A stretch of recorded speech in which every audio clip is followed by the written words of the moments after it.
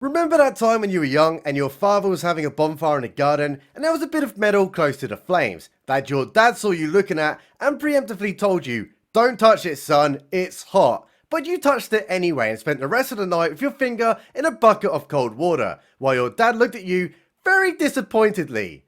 No? Just me? Okay then, how's about telling someone, "Don't take the orb with the map to our enemy's potential location away from this ship as it is vital it is kept safe." But you take it anyway and end up getting stabbed by a lightsaber and now the enemy possesses the orb. Pretty stupid, right? Well, that's what totally happened here.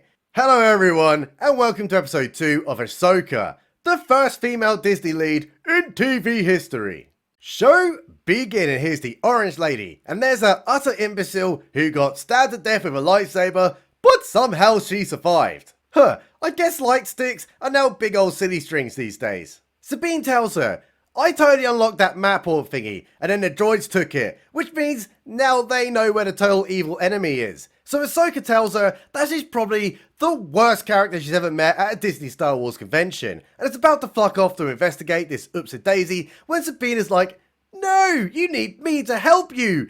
Even though it was all my fault that this happened, I need to come with you." And seriously, how is she still alive and like totally looking fine after taking a lightsaber right in the gut? I mean, I stubbed my toe once and I cried for a week. What a load of crap. Let's leave that there and head to the evil Jedi dildos who are landing on a planet. And I know that place. It's Stonehenge, but slightly more mentally challenged. And Grandad and Evil Blondie get to the center and place that map orb thingy on a plinth, while Grandad tells her, "Contact the evil bitch Morgan. We've totally got the orb, and there is zero chance that any other guys can get it because the universe is pretty bloody big and finding us is almost impossible unless there's a really big plot convenience." Scene transmission as Ahsoka has just turned up at Sabine's crib. She's using the Force right now to listen to lightsaber noises from the previous episode. It's like Sherlock Holmes, only more convenient and significantly crapper. And hey, there's that retarded cat again. Oh, isn't it cute? I totally want one. Wait a minute, is that cat alien only there to get children to buy product, just like those mentally challenged pigeons from that Star Trek film? I bloody bet it is. But what is more important though is Ahsoka, because she's looking at that hologram that Sabine was looking at in the last episode and probably thinking to herself, "Oh, this is really cute." But no! Watch out, orange lady! There's that very evil droid that didn't die in the last episode right behind you. Oh, never mind. She's far too stunning and brave to get the slip and kills it to death with her light stick. So she takes the droid's head to Sabine, who's looking suspiciously chirpy for someone who literally got sabered right in the gut. And not only is she really funny and, doing the whole Friday night stand-up comedies, she's also really smart and can do the electrical engineering and software engineering at the same time. And she tells those guys, "We can get information of who sent this droid from its hard drive." But there's a bit of an issue though. The robot's hard drive is encrypted, but that's only a mild inconvenience as she knows how to break through it, and does so saying, "This droid came from Corellia." Good job, she's a really stunning and brave electrical software engineer. Or they'll be totally fucked right now. So they decide that we need to go there and, see what's up with that place. Flip-flop to crap Stonehenge, where that evil bitch Morgan is like, "Show me what you found." Well, if she opened her fucking eyes, it's clearly right there. So Grandad asks her, "Who built this Stonehenge?" And Evil Lady says, "It was ancient people from a distant galaxy." Would you like to see where? So immediately proceeds to show him using the orb. And would you believe it? It's right there, which is also the place where the evil Admiral Thrawn could be.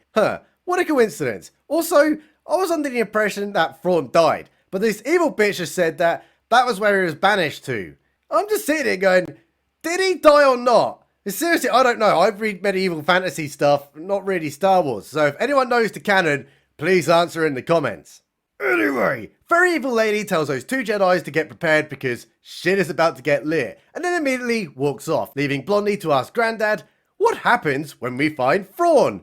"Don't really know," responds Grandad. "We'll probably have a tea party, maybe correct his death certificate, and then total war, baby, and there'll be a new beginning for the universe, and we'll be totally rich and powerful. Anyway, can you go to Corellia because you need to help prepare the transport?" That's totally where the Orange Lady is heading. So that means they're going to meet up in one location. Oh, that's going to be really convenient. Scene transmission, and the Orange Lady has just landed on Corellia. And there's General Green Lady. And they ain't wasting any time telling crap Steve Carell, we need to check out all those evil Empire relics because we have a little bit of a hunch. So they get rolling for a junkyard where they're taking apart all those evil Empire ships. General Green Lady tells Ahsoka that it's good to see her and Sabine are doing alright together. But the Orange Lady responds by saying like, what the hell is your green ass mouth dribbling about right now? That utter dingus lost the orb map that I found really easily. So Green Lady doesn't get the hint that this whole oopsie daisy is Sabine's fault and suggests, why not take her on as your apprentice again? I think she kind of screwed that chance up when disobeying a direct order and technically did commit theft. Let's head back to Sabine, and oh boy, fantastic news everyone, those very life-threatening lightsaber injuries, well, they're fully healed now, which is still a giant surprise. Especially within the first episode, that one guy got slightly grazed on a leg and then died to death immediately. So the oversized kettle tells her, it's really cool that you ain't dead, although this show would actually be better if you were. But there's totally evil people out there, so why not go practice with your little lightsaber thingy and become like, a Jedi again? But sadly, this isn't going to work as Sabine says to the robot that Orange Lady kicked me off her training list. So I can't do the lightsabering because of reasons. Answer this, Robocop. If you could have unlocked the map orb thingy, then would the Orange Lady have come here to see me? And the robot man says, probably not. And that's very interesting, because if the robot would have just slightly twisted the orb like Sabine did, then this whole Otto SpaghettiOs would never have happened.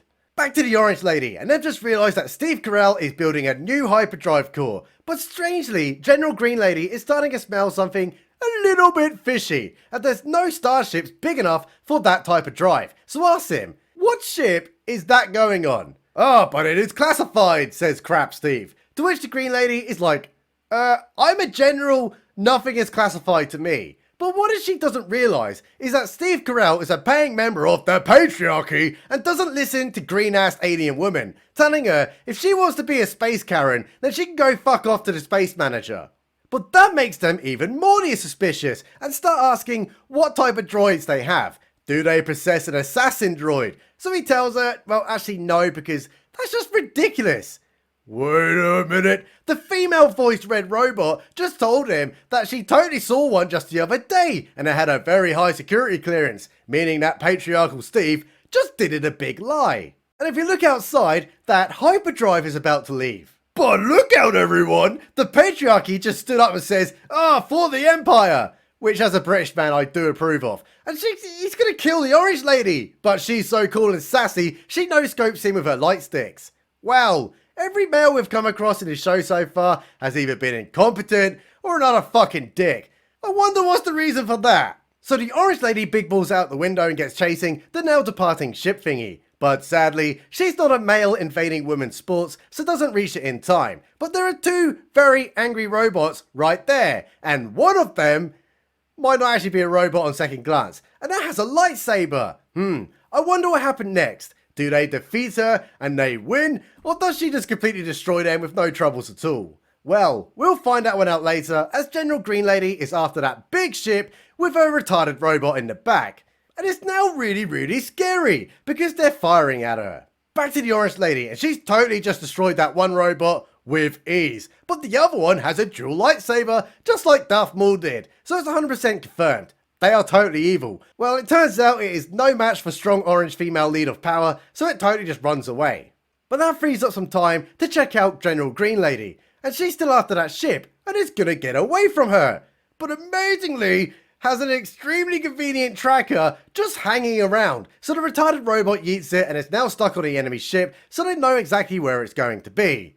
Wow, you could not get any more convenient than that. What's Soy been up to these days? Or she's having a bit of a memberberry service for the fans, and she's looking really interested at that knife. Well, that's fantastic, so let's go see our very cool Orange and General Green Lady, and they've put those evil Empire dudes under arrest, which is totally cool. Space cops. Orange Lady gets back on her ship, where she's getting a phone television hologram call from Elliot Page saying, I have finished my transition, I am ready, which just totally means she's to become a Jedi in training or something. So Ahsoka goes to pick her up, and it's an amazingly romantic moment between them. But it got ruined by the oversized Kettle informing them that the convenient tracking device has tracked the evil guys all the way to the Denab system. Which is incredible, because if they didn't have that convenient tracking device right there and right then, they'll be totally fucked right now. So they get rolling Bigly time, and the Orange Lady says to Elliot Page, "Take us out, Padawan."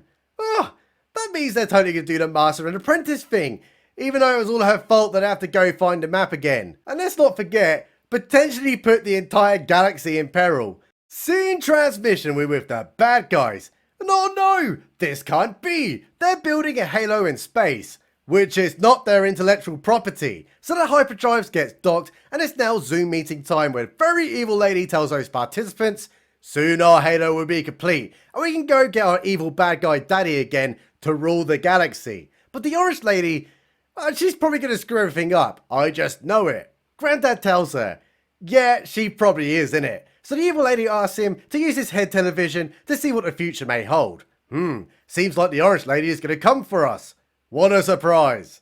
Episode finish. And boy, everything is just a convenience. Like that time in The Rise of Skywalker, when they got lost in the desert and then fell through quicksand, that was conveniently right when they needed to go find that dagger. But in this case, it was conveniently showing up at Corellia at the precise time they needed to see that hyperdrive that was conveniently about to leave, and then slap a tracker on it that was conveniently just hanging around on their craft. I mean, I know there has to be some kind of convenience in any story, but really? I give this a D-. Big shout out to our Patreon boys and guys, Stephen P, the Mighty Pen. Subscribe button.